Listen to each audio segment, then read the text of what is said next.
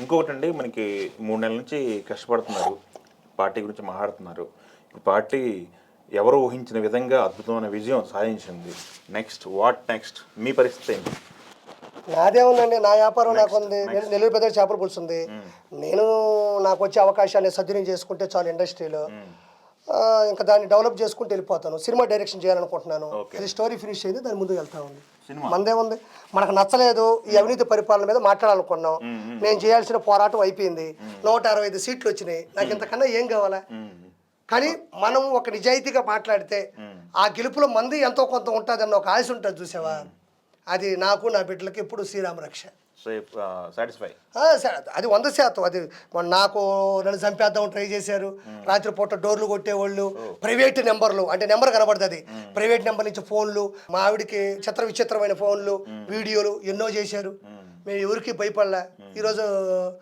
ఈరోజు ఏం జరిగినా నా యొక్క వ్యాపారం మీద దెబ్బ కొట్టారు. ఫ్రాంచైజీలు ఆపేశారు. నా ఫ్రాంచైజీలు అడ్వాన్సులు రానికుండా చేశారు. కొంతమంది అడ్వాన్సులు ఇవ్వకపోతే లేపేస్తామన్నారు. ఇన్ని చేసినా నిలబడ్డాను. నెక్స్ట్ విజయవాడలో క్రాంతి కుమార్ అని మా అన్నయ్య ఒక ఆయన ఫ్రాంచైజీ తీసుకున్నారు. భారీ ఎత్తున విజయవాడలో రాజధానిలో నా నెల్లూరు పెద్దరెడ్డి చేపల పులుసు భారీగా ఎగరబోతుంది. అంతే. మన టీడీపీ మద్దతుదారులు, మన ఎమ్మెల్యేలు, ఎంపీలు, కార్యకర్తలు అందరూ రావాలని మనస్ఫూర్తిగా కోరుకుంటున్నాను. నాకు అది నా వ్యాపారం నాకు చాలు. సినిమా రెడీ అయిందా? స్టోరీ అయిపోయింది. ఇప్పుడు ఇది అయిపోతే కొంచెం ఈ 4 ఫ్రాంచైజీలు ఉన్నాయి బెంగళూరు, ఇవన్నీ అయిపోయిన తర్వాత ఒకసారి కూర్చొని బడ్జెట్ ఎలాగా, మన సినిమా ఎలా తీయాలి, అది ఎలా ఉంది కథ, మనం తీసేది అవతలకు నస్తాదా లేదా. ఇప్పుడు జగన్మోహన్ రెడ్డి పరిపాలన చేసామంటే పోద్దు నా సినిమా చంద్రబాబు నాయుడు పరిపాలన, లోకేష్ బాబు పరిపాలన, పవన్ కళ్యాణ్ గారి లాంటి పరిపాలన అయితేనే ఉంటుంది.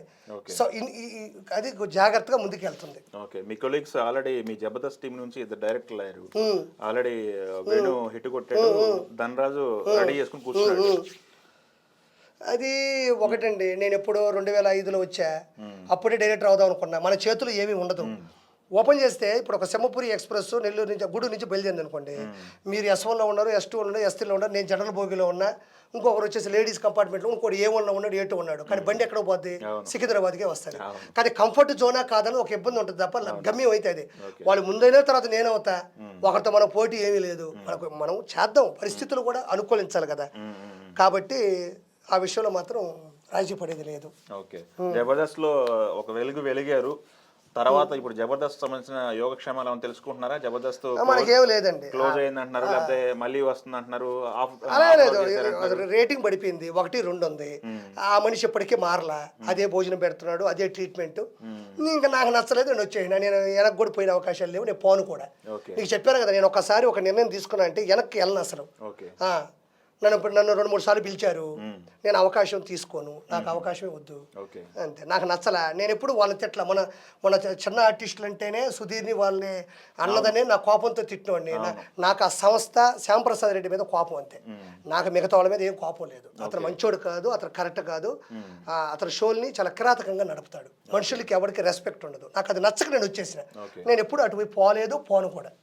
మిగతా మీ ఫ్రెండ్స్ అంతా టచ్ లో ఉన్నారా? ఎదుకుంటారు, వాళ్ళతో నాకేం రోజు మాట్లాడు. నేను అది కలుస్తుంటాం, నేను గెటప్స్ని కలుస్తుంటాం. ఇందాక నేను అది ఫోన్లో మాట్లాడుకున్నాం.